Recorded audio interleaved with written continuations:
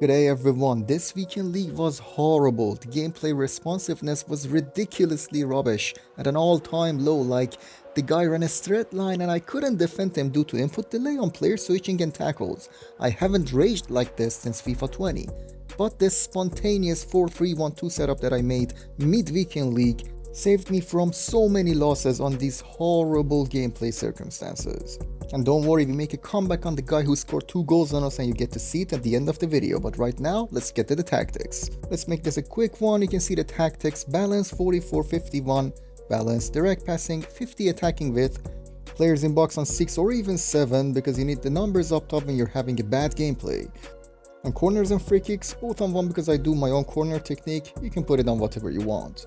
Moving on to the instructions, your best and most dangerous striker needs to be on stay central and stay forward. Up next is our second striker who we have on get in behind and come back on defense. We're gonna of course make this formation defend as a 4-4-2, and I want my striker to come back and play as a left or right midfielder depending on which side your striker is. Eusebio here is gonna defend as a left midfielder for me. We usually ask our cam to do the role of coming back on defense, but I like the dynamic of the team better in this certain formation when the striker does it, and we defend in a 4-4-1-1, which is kinda more stable than a 4-4-2. Next up is the central attacking midfielder who we have on stay forward and get into the box for crosses. We want this player to just sit forward, receive the ball when we're on a counter, keep the ball for a little bit and connect everything in the attack. A small and agile player, preferably with a 5-star weak foot here, would be ideal. Next up, the corresponding center mid with the striker that comes back, like they should be on the same side, is on stay on edge of the box for crosses and cover center.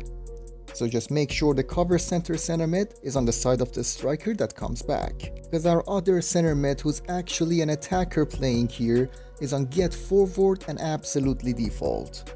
And that includes the cover wing instructions. She's gonna be our right midfielder when we're defending. The CDM in the middle is of course on stay back, stay on edge of the box and cover center. Oh, the amount of playmaking that's gonna go through this player is substantial, so please play a very good playmaker here.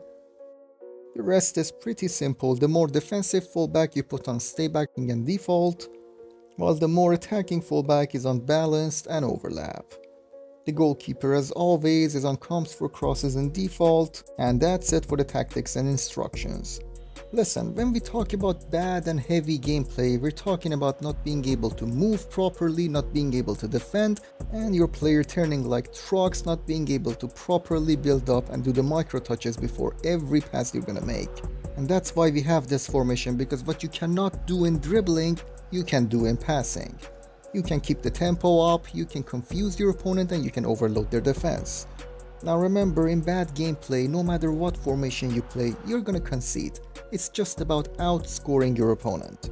And you can't do that in a formation like 4-4-2 with too many isolated players that requires so many small touches and dribblings on every individual. So yes, this formation is okay defensively, but it's gonna leak goals. There are better formations defensively and offensively if your gameplay is crispy.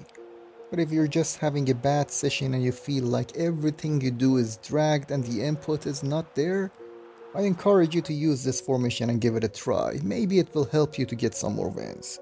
The absolute main key to play this formation successfully is a lot of backward passes. Trust me, you don't want to go forward too fast on this formation. Do the backward passes, watch for the runs, and it will automatically almost always unlock the opponent's defense.